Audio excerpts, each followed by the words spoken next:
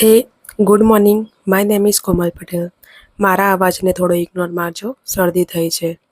સવારે મસ્ત ઉઠીને હાથ જોડીને ભગવાનને પ્રાર્થના કરી કે મારો દિવસ મસ્ત પસાર થાય.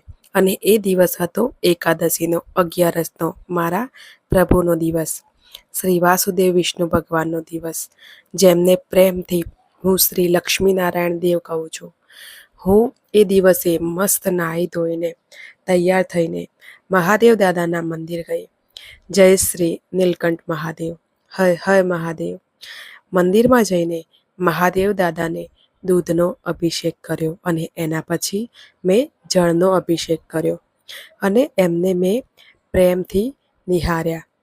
એના પછી એમના સામે હું બેસીને હું એમને જોતી હતી. આમ વાતચીત કરતા હોય ને કે દાદાને હું કંઈક કહું છું અને કંઈક સાંભળે છે અને જવાબ આપે છે, એ રીતે. અને પછી મેં બીલીપત્રના ઝાડ પાસે જળ અભિષેક કર્યું અને હું બીલીપત્રને જોતી હતી કે કેટલા બિલ્લા આવ્યા છે.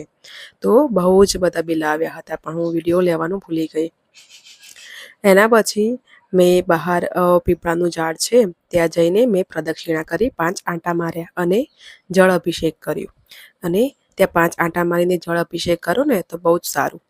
એના પછી હું મંદિરમાં પાછી આવી, શાંતિથી બેસી એમનું નામ જાપ કર્યું અને એમાં હું મગ્નમુગ્ધ થઈ ગઈ અને મંદિરને જોયા કર્યું કે ત્યાં શું ચાલી રહ્યું છે ને એ બધું.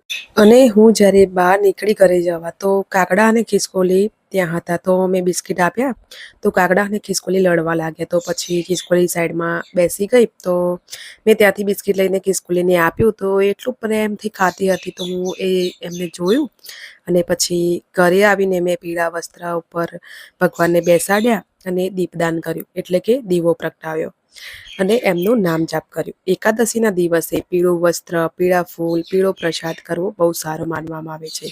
પીળા વસ્ત્ર ઉપર સાથીઓ કરીને ભગવાનને બેસાડી ચાંદલો કરવો, આરતી, થાળ, સ્તુતિ કરવી અને દીપદાન કઈ રીતે કરવું એ જાણવું હોય તો કમેન્ટમાં જરૂરથી કહેજો, હું કહીશ. અને એ દિવસે ચોખા યુઝ કરવામાં નથી આવતા. એના પછી રાત્રે તુલસીમાને દીવો કર્યો, જે હું રોજ કરું છું. ત્યાં પણ વિષ્ણુ ભગવાનનો જ વાસ હોય છે. રોજે દીવો કરવો જોઈએ ત્યાં, કેમ કે ત્યાં વિષ્ણુ ભગવાનનો અને તુલસીમાનો બંનેનો વાસ હોય છે. તો જય તુલસીમાં, જય વિષ્ણુ ભગવાન. અને ત્યાં દીપદાન કર્યું અને રાત્રે જાગરણ હોય છે સવાર સુધી, 5:25 સુધી હોય છે. તો ત્યાં સુધી તમે નામ લઈ શકો છો, નામ લખી શકો છો, નામ જાપ કરી શકો છો. ઓમ નમો ભગવતે વાસુદેવાય. તમને મારો વિડીયો કેવો લાગ્યો એ જરૂરથી કમેન્ટ કરજો, લાઈક કરજો, શેર કરજો અને સબસ્ક્રાઈબ કરજો. Thank you.